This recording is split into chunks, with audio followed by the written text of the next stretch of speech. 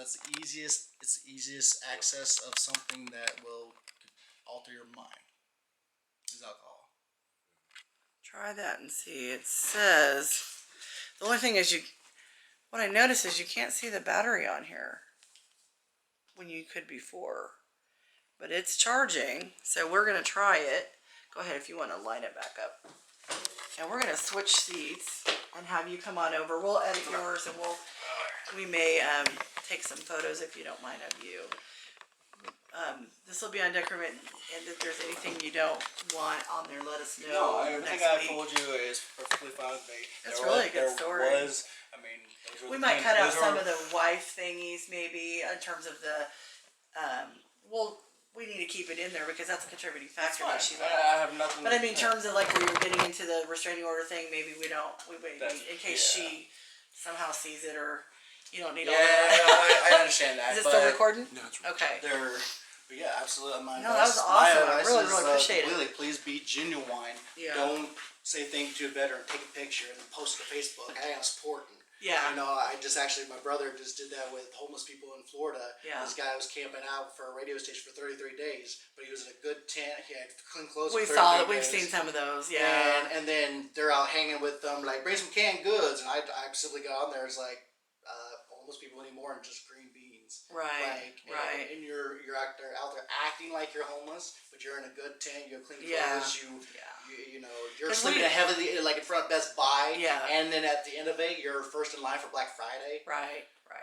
We actually talked about we were considering him or Deverett going out, but they would have to go out where the Union Mission, all this stuff. I mean, and then we changed our mind. We just thought it wasn't safe enough because even though, plus I understand trying to get on the inside, but some people could take it disrespectfully and be offended, or they don't care. You're just another guy on their space, and it's something that we've learned in these interviews. We actually had a grandma that was sleeping on porches, and you would not believe she went from a nice home and a nice life and got in a fight with her daughter, got kicked out, and the girl kept her purse, kept her car, kept her everything, got a restraining order, and the next thing you know, she said, I didn't know anything about being on the street. She literally was on the street now. She said the first weekend she saw 2 dead bodies, freaked her out. It's Wichita, and that's the thing. We have an issue in Wichita that they don't report what really goes on around our town, or they do, and they don't have enough people to follow up on it. Because I've actually talked to someone before, so they don't really realize. Oh, that's cool. Well, so what's your name? And I will tell you, we're only using first names. That's fine. Okay. That's fine. Just so you know, and like I said, my name's Kristen. This is Brian. And so, so what's your first name? My name is Charlie. Your name is Charlie. All right, Charlie. And where are you from? I'm originally from Mulvane, Kansas. Oh, okay. All right. Which is south of Wichita. Yeah. I basically grew up there till I was about 19 years old. Having problems in school, didn't like school anymore, got held back a few years, so, I would have wound up graduating when I was like 21. Yeah. Basically, started working when I was 16 years old. What were you doing? My first job was McDonald's for about 6 months. Okay. Your teenage job. Average teenage job, you know, being a typical teenager, getting that first job, you know. And then after that, I went to Taco Bell for, several years. And then, through that, I was, just not really interested in school anymore, I did go. I mean, I went like to band and then math, were my favorite subjects. Yeah. First time I was like, don't need it, don't want it, So how'd you end up in the military?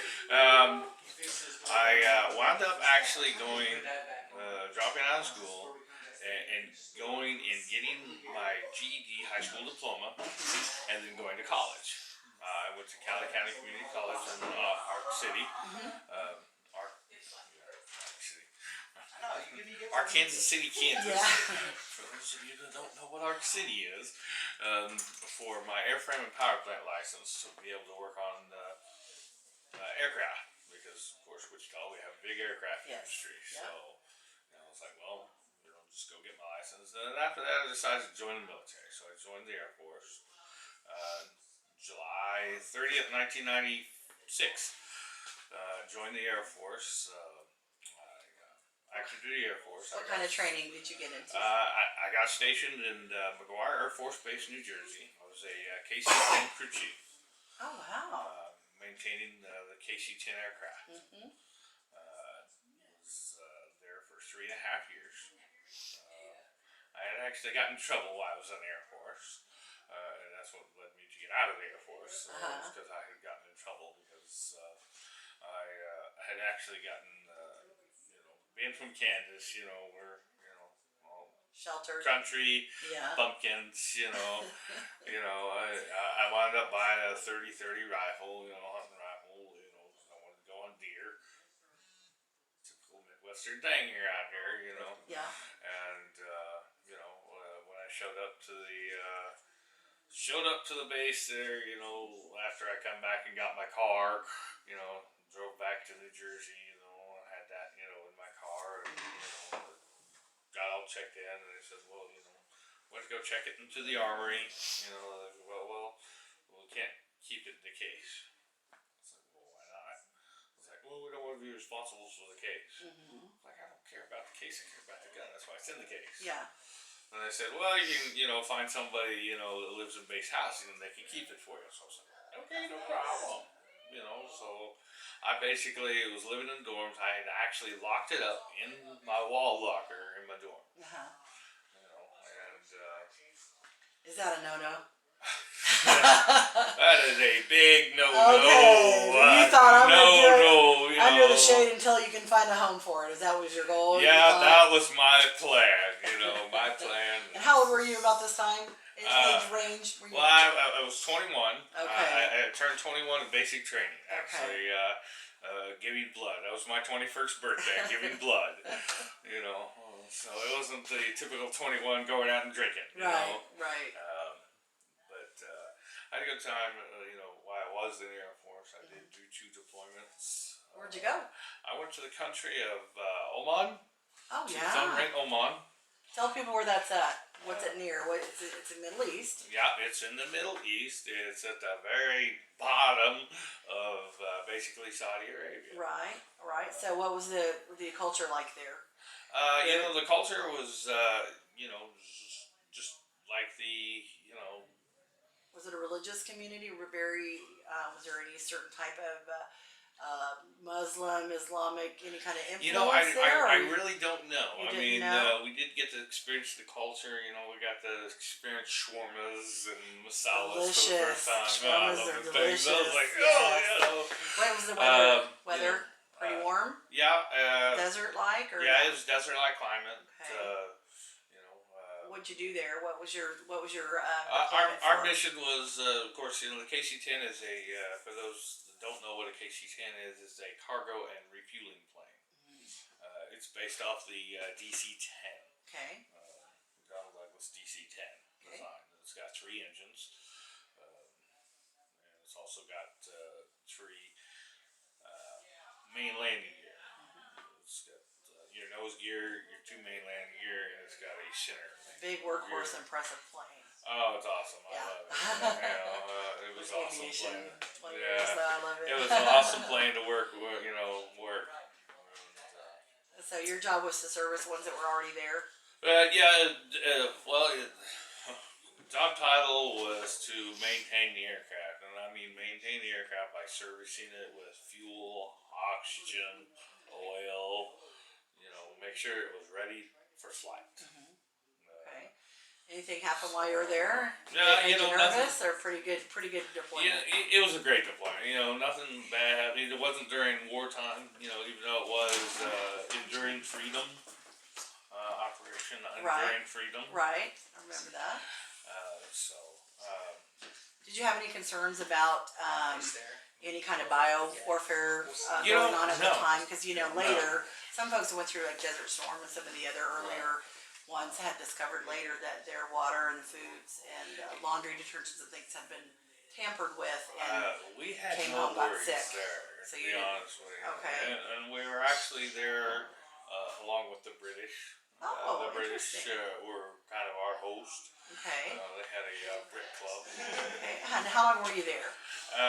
For that deployment, that was gosh, just so long ago. Let's see, that was like a 6 month deployment. Okay, so where was your next one? My next deployment was the United Arab Emirates. Okay. And, wow, you went to some really cool places. Which is north of Yes. Saudi Arabia at Yes. this time. Yep. And that was, of course, another short little 6 month deployment. Right, right. Doing the same mission, supporting the aircraft for refueling aircraft. Did you have a chance to get to meet any people locally or do any local, just looking around at shops or markets or I didn't. I didn't get that one. Well, I did. I any take kind that of back. recreation? I did take that back. When we were in Thumrain, Oman, I did get to go to the local hotel and go swimming in the sea. Wow. What was that like? Oh, that was pretty awesome. Was it warm? The Yeah. water warm? And Yeah, really salty. Really? That, yeah. Yeah. Was it clear? I mean, could you see? Is it very clear water? No. Nothing on the bottom that you No, felt like because of the salt, because you got the Everything's- salt content. yeah. Makes it real more Very cloudy. it was a good time. We got to relax. I mean, it was a great deployment. We didn't have any worries. Right. So did you have, while you were there, not in that location, but during your military service, did you have? But that was just the Air Force. I've been other branches of deployment. Really? How that? Service? Yeah. Okay, so I'm a dual service member. So that's and neat. I did 3.5 years active duty Air Force. Okay. And then January of 2000 is when I got officially discharged from the Air Force. Okay. So that kind of bummed me out a little bit. Well, yeah. Because I was planning on doing this whole year thing. Right. And so I came back home. Came back home here to Kansas. Got a job. Working again.